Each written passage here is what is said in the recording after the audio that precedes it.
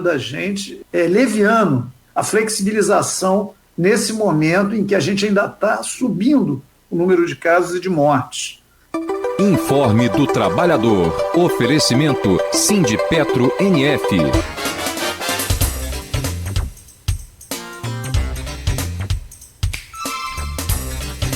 7h37 em Campos, de volta com Folha no Ar, primeira edição. Muito bom dia para você acompanhando o programa pela rádio 98,3, pelo streaming também no Face, Folha FM 98,3, né, pelo YouTube e também o site oficial da folhafm.com.br. Logo mais esse programa estará editado em podcast, disponível aí para você ouvir assim que, né, achar melhor. O convidado de hoje, com o jornalista Arnaldo Neto aqui formando o nosso time na bancada, é o Vinícius Patel, diretor de administração portuária do Porto do Açu, a quem eu cumprimento agora, agradeço aí a gentileza e o carinho, né, de estar disponível desde ontem para fazer contato com a gente, fazer os testes aqui e participar deste programa. É uma honra poder recebê-lo aqui. Seja bem-vindo, mesmo que de forma virtual, mas fica aquela expectativa boa de que em breve você estará conosco aqui, trazendo sempre boas notícias. Vinícius Patel, bom dia. Muito bom dia, queria agradecer aí a oportunidade de estar com vocês, compartilhar um pouquinho do que nós no Porto temos conseguido fazer, tanto para as nossas operações quanto para a comunidade. E é um prazer enorme ter esse espaço, né, e a confiança de vocês nesse bate-papo aqui que a gente gostaria e vai ter, com certeza, a oportunidade de dar um pouco mais de detalhes, né, sobre o nosso dia a dia. Vamos lá, então, vamos começar a nossa conversa sobre a questão do Porto. Vamos começar com, pegando até um gancho do que a gente estava conversando no bloco anterior, de todo o impacto na cadeia produtiva que o coronavírus teve. Claro que vidas importam mais, a gente sempre vem destacando isso, a questão de lockdown, de prevenção, né? Mas a gente também sabe, acompanha o impacto, né, nas questões econômicas. Então, Vinícius, queria saber com relação ao Porto do Açu, o que mudou no Porto do Açu dentro dessas medidas restritivas, de maneira geral, em relação ao enfrentamento ao coronavírus. Como o Porto do Açu continua operando e quais as restrições foram impostas nesse período? Vamos lá, vamos falar um pouquinho, se você me permitir aí, Arnaldo, eu queria apenas colocar aí também nossas condolências aí à família do Guto, falar que ele também participa da história do Porto. A gente tem o Luiz Cunha, que é um dos nossos integrantes, que começou a carreira, né, e nos reportou aqui que muito do que ele sabe hoje foi graças a essa oportunidade. A gente sabe a relevância dele aí para toda a região. Então é importante, né, que a família consiga obter conforto e conte aí com todos que estão ao redor. Com relação ao enfrentamento, Arnaldo, indo diretamente aí à sua pergunta, eu acho que é algo que a gente no Porto se deparou muito antes de chegar em todas essas preocupações que a gente tem hoje aqui, né? Então, me lembro bem na virada do ano, né, em dezembro, a gente já em reuniões, querendo ou não, a gente operava e opera navios que vinham da China, vinham de regiões onde as coisas já estavam muito mais intensas, e desde lá a gente vem em relacionamento direto, né, com prefeituras, com a Anvisa, verificando protocolos, se estavam adequados, se não estavam, e isso, de certa forma, permitiu que a gente conseguisse tomar algumas iniciativas aí com antecedência, né? Hoje a gente está muito próximo de completar 100 dias, estamos no 99º dia de gestão de crise do Porto, que aí eu vou detalhar um pouquinho como que a gente estruturou isso, mas foi fundamental ter tido essa preparação, esse acompanhamento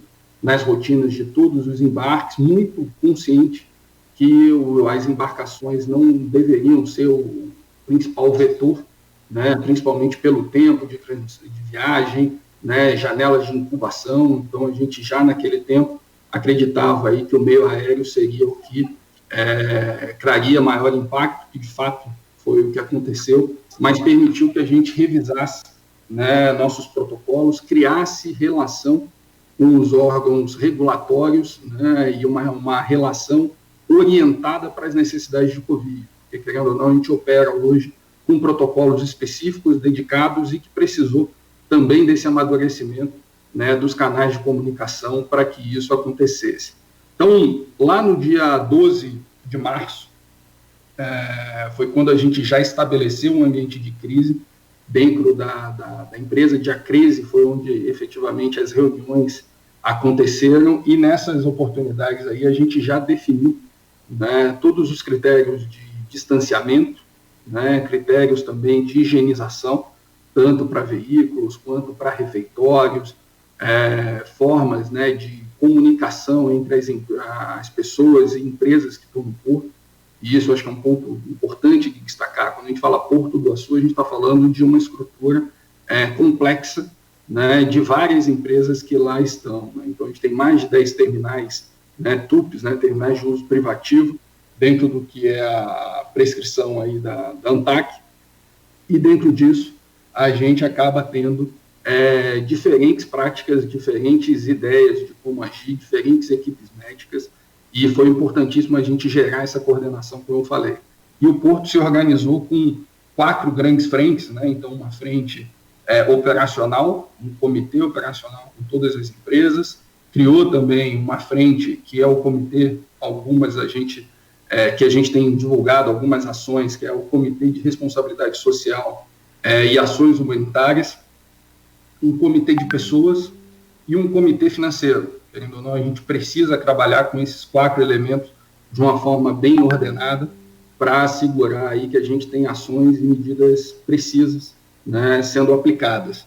E aí, a partir disso, a gente criou toda uma estrutura de gestão para as nossas ações, combinados com as prefeituras de Campos, a Prefeitura de São João da Barra, que é nosso parceiro de sempre, desde a implantação do porto, e os órgãos reguladores, Anvisa, Marinha, Praticagem, enfim, todos os elementos aí que, de alguma forma, participam dessa nossa gestão lá no porto, para assegurar justamente uma efetiva condução disso.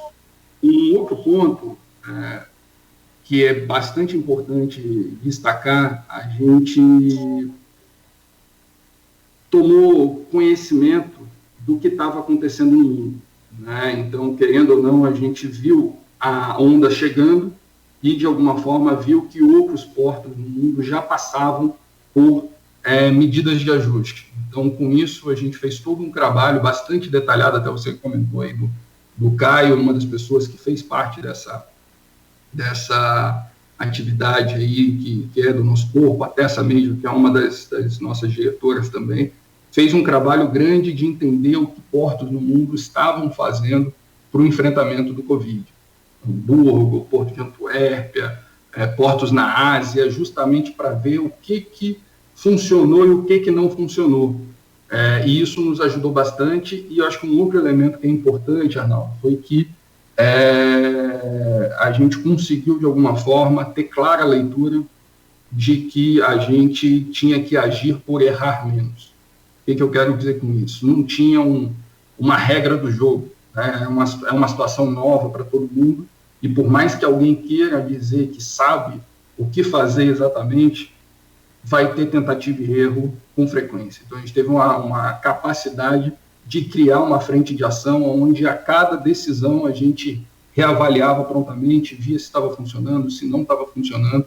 Eu acho que isso tem nos ajudado aí a manter as nossas pessoas com saúde, tem ajudado a manter um relacionamento próximo de cuidado com a comunidade e tem ajudado a fazer as operações do porto não só continuarem acontecendo, como desenvolvendo novas atividades, como a gente vai ter oportunidade de compartilhar também. Eu não ouço. Aqui, o problema está entre a cadeira e o computador. Mas vamos lá. Quando a gente fala do porto, há uma dimensão muito grande, são várias empresas envolvidas, são vários setores até mesmo diferentes, são várias empresas da própria Prumo mesmo, ela é dividida em algumas empresas, né? A gente vai falar sobre algumas aqui no decorrer do programa, mas de uma maneira geral, alguém precisou parar serviço, precisou suspender ou reduzir o número de trabalhadores. Muito me preocupa, por exemplo, a questão da obra que está acontecendo lá da GNA, por exemplo. A gente teve lá quando a obra estava em andamento, e era muita gente. A última vez que eu estive no Porto, agora não vou recordar a data, mas acho que foi no ano passado, já estava em obra, e era muito operário trabalhando. Alguma empresa precisou parar em algum momento, ou foram todas medidas de adequação? Não, foi feito um trabalho grande de reorganização, né, da distribuição das pessoas. Eu acho que um número marcante, né, e que aconteceu já na semana subsequente, aí, né, ou seja, a gente, lá na semana ali de 16 de março, a gente já tomou medidas para reduzir a quantidade de pessoas no porto. Né? Primeiramente, a gente viu ações que eram menos necessárias à manutenção das pessoas lá, criou escalas até para permitir, né, a continuidade operacional e o distanciamento e o respeito às medidas aí de saúde das pessoas. Então, a gente criou equipes que trabalhavam semana sim, semana não, assegurando que elas não se encontrassem e que a gente tivesse um protocolo de higienização nos finais de semana para ter o ambiente adequado para trabalho. Então, com isso, é como se a gente estivesse dividindo grande parte das equipes, né, em 2, e isso já reduziu bastante. As obras, a gente trouxe também para um padrão, né, quando eu falo a gente, são todas as empresas, não é uma ação da Porto do Açu, mas sim uma coordenação integrada nossa. A gente trouxe para patamares de maior segurança, e o que a gente conseguiu concluir já nesse início ali foi que a gente tinha uma média diária na ordem de 8.300 pessoas acessando o porto diariamente, e a gente trouxe isso para um patamar aí de 1.600 a 2.000 pessoas, dada a oscilação que a gente tem, seja porque tem uma operação, um navio, enfim, mas uma redução aí bastante significativa, né? Ou seja, a gente foi lá para 1/3 ou 1/4, mais ou menos, da operação normal. E com isso a gente conseguiu ter bastante distanciamento. As atividades, elas efetivamente tiveram algum tipo de impacto, né, no seu transcorrer, mas a gente fez de tudo para que não tivesse uma paralisação efetiva, assegurando, né, acima de tudo, aí, a saúde das pessoas. Logo lá no início da pandemia, ainda nem era pandemia, né, ainda nem a OMS nem falava sobre esse termo pandemia, mas você já citou sobre isso, sobre essa preparação lá em dezembro, em janeiro, mas naquela época circulou muito em rede social, Vinícius, uma coisa que eu tenho, a gente na Folha, desde sempre, a gente tem muito cuidado em usar, que é um título com pode. Porque título com pode em matéria é aquilo, tudo pode, como também não pode, né? É muito relativo.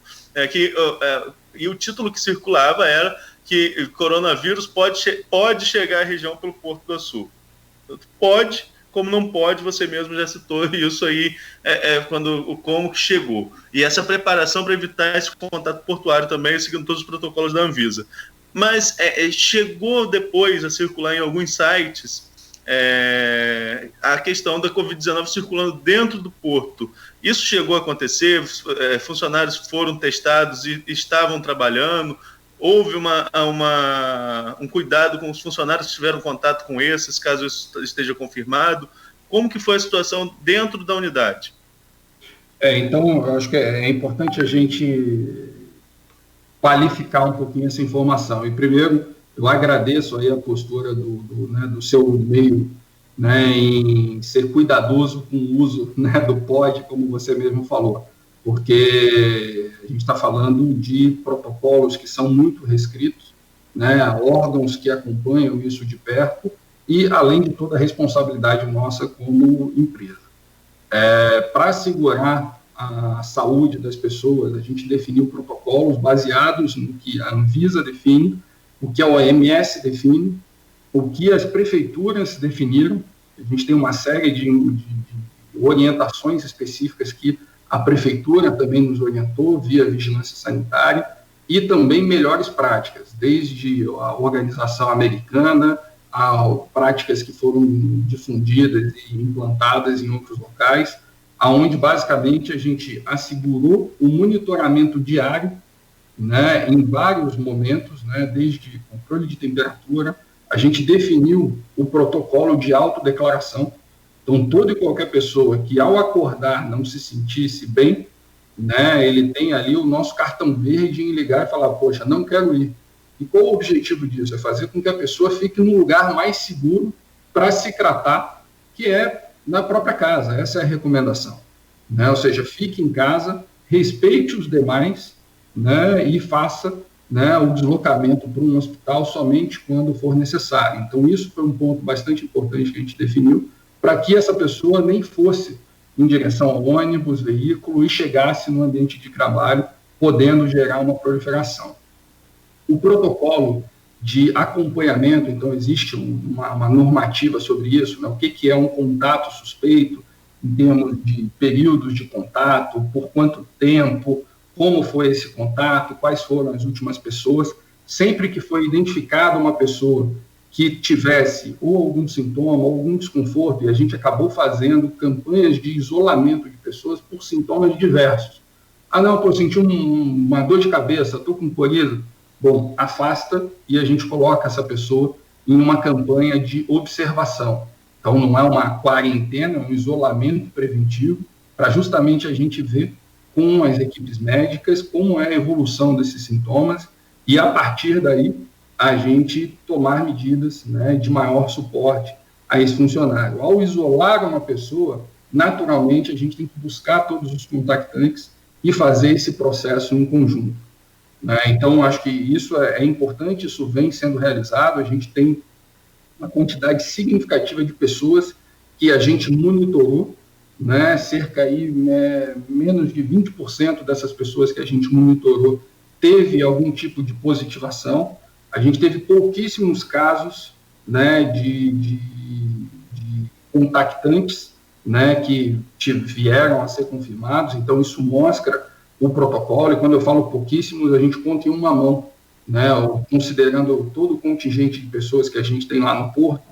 É um protocolo que está bastante restritivo, né? Então, a pessoa hoje, ela entra, por exemplo, no seu ônibus, né, da empresa para trabalhar no porto, ela no acesso ao ônibus, ela tem sua temperatura medida, ela passando pelo CEPOP, né, que foi um centro de triagem. Isso é importante destacar, a importância desse centro, é algo que a gente tem muita gente envolvida no nosso lado, uma parceria grande, tanto com a Prefeitura de São João da Barra, quanto com a Prefeitura de Campos, onde a gente tem protocolos de medição, protocolos de acompanhamentos, questionários, a equipe médica de São João da Barra lá presente, toda a equipe de segurança aí pelo município de Campos, né, dando suporte com a Guarda Civil, e a partir dali a gente faz uma triagem e faz uma adesiva os veículos para acesso ao porto e acesso exclusivo em uma rota definida.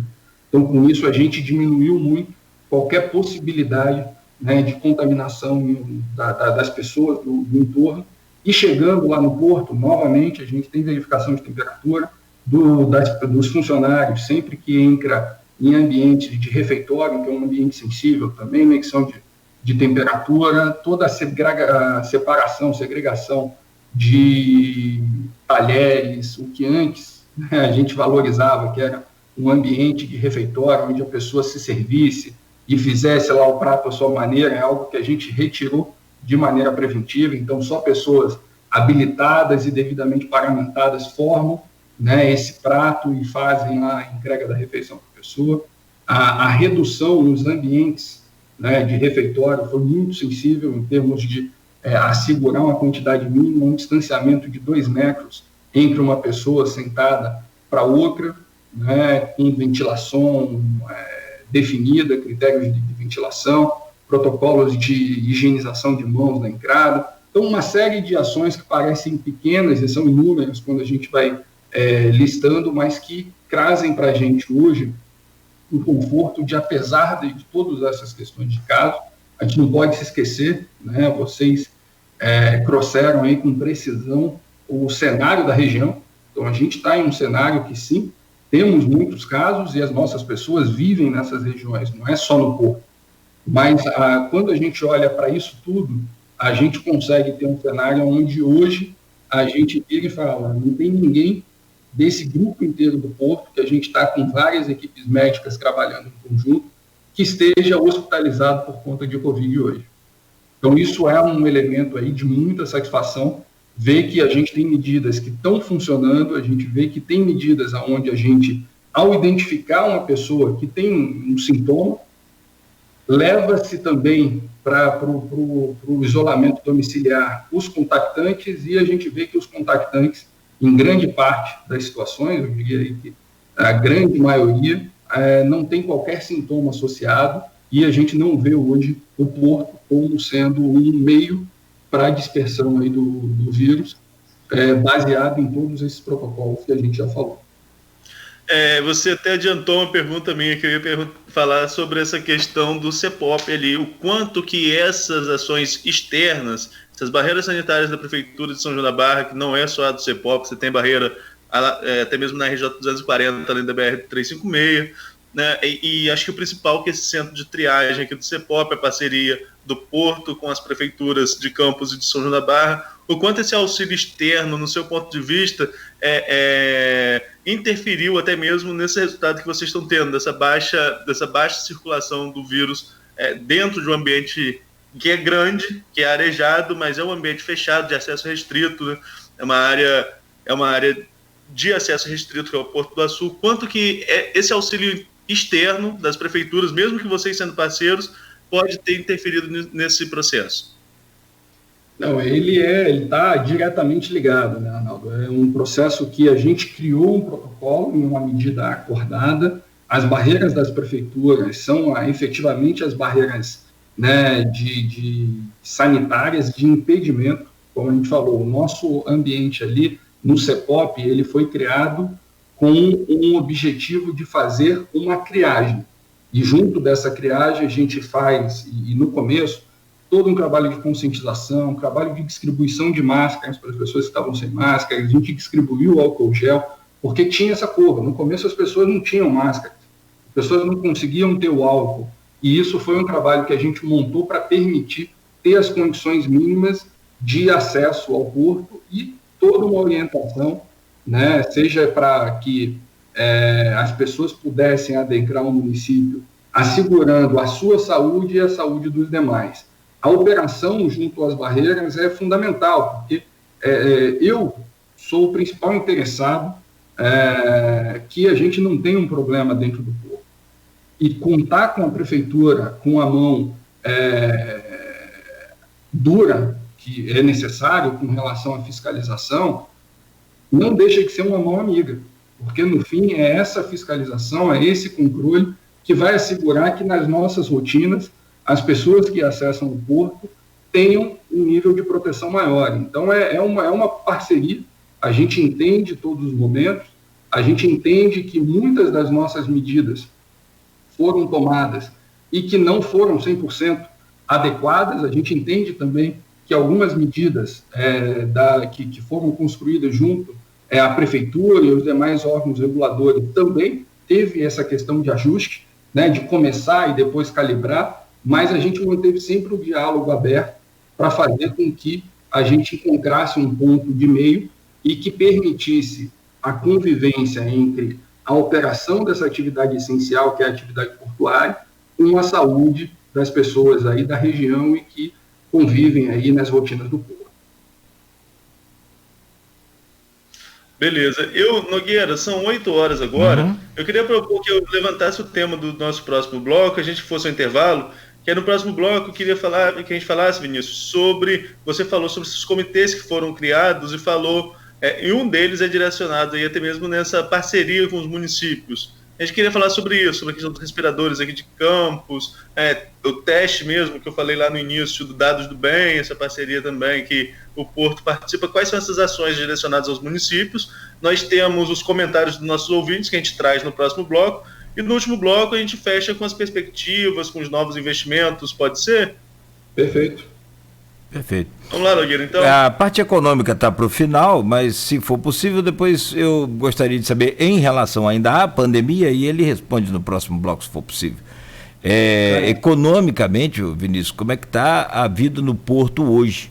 Né? Hoje, nessa questão de geração de emprego, como é que está? Eu tenho visto algumas seleções online, algumas coisas de futuro, aí depois você pode falar sobre isso no bloco final, você vai falar sobre o futuro, mas sobre a pandemia agora e, né, os resultados desses dias, de 99 dias que você citou aí, se for possível.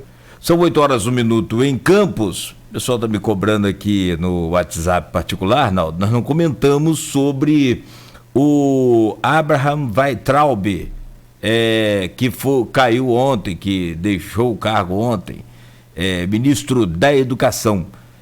Na verdade. É verdade, Nogueira. Não é que tenha sido. É verdade, até esqueci, né? Se for fazer, coitado do Vinícius, ele ia esperar até meio-dia. Assim, brincando, tá ali. Mas é sério, mas gente. isso é importante para Exatamente. a sociedade. Exatamente. Claro, é um assunto importante de relevância nacional. Não iríamos fazer uma paralisação.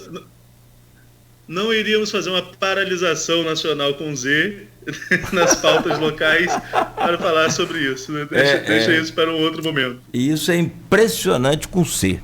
Ele foi cogitado para ser ministro, embaixador do Brasil em Portugal. Mas aí parece que teve problema com a língua portuguesa. Eu vou ao intervalo e volto em instantes. Falamos de Weintraub, que eu acho que, na minha opinião, me perdoe, mas, sinceramente, depois de Vélez, ele conseguiu ser pior. 8h02, se me permite a opinião particular. Eu faço o intervalo no oferecimento dos laboratórios Plínio Bacelar e Clínica Proteus. Ei, psiu, a Campos Delivery faz o irresistível frango frito crocante. O frango é feito na fritadeira à pressão, que deixa o frango crocante por fora e suculento por